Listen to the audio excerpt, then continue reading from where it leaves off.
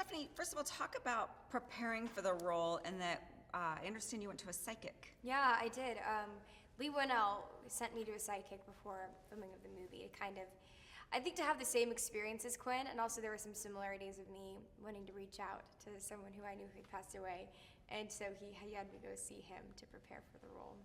Okay, I've always kind of wanted to do this, but it freaks me out. Did it freak you out a little bit? No, it was an amazing experience. It was an hour and a half. It was like the best 90 minutes of my life. Okay, maybe you'll talk me into doing this. You have to. It was, every single thing you predicted would happen has happened. Wow. Okay, I'm gonna get the name from him, from you. How did you prepare for like the scary scenes in this movie? Did music help, or and there's a lot of physical activity that you had to do? Talk about that. I think music plays a big part of any scary or emotional scene, whether it's an emotional one and some kind of sad song. I really feel like brings emotions out of me, or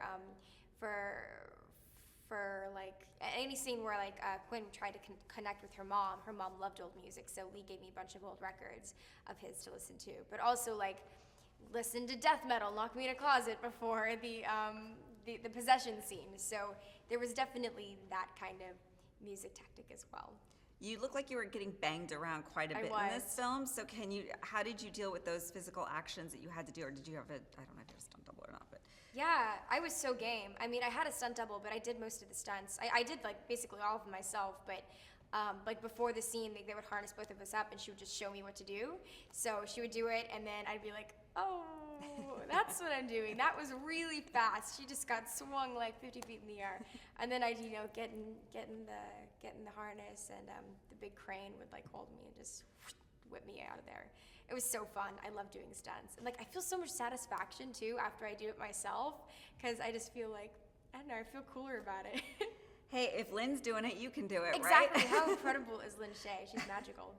We'll talk about working with her. She's a legend now. Yeah, she's a total legend. I feel like I've learned so much from her just from being around her, and the type of person she is. She has such an open heart, and yeah. So I was around her all the time, offset, sitting in Video Village, just talking. Anything that you really, that she taught you that was really important to you? I think being around her on set, I learned a lot, especially through character development and things that she would do and how she would think things through before she would work on a film. But also personally, I just feel like we had a really cool connection, and I learned a lot from her just from talking about life. And why do you think that fans should come see Insidious Chapter 3? I think it's the darkest of all three of the films, and definitely the most terrifying. It's the origin story, and it tells the story from the beginning. And so if you haven't seen the first two movies, then it makes total sense. But for the diehard fans, it connects them all together. And it's relatable, and I feel like people really feel for Quinn, because I feel like everybody knows loss and grief in one way or another, or at least has the same dynamic of their family. And they know the struggles of being 17 and a little bit lost and needing guidance. So I feel like it's also very relatable in that sense. And also it's just terrifying film. It's really exciting. Anything creepy happen on set? I don't really remember any like actual ghost stories happening on set. Other than like Lee wanting to actually scare me a lot with like popping out of places or not telling me when the demon was gonna come out. He would do that a lot.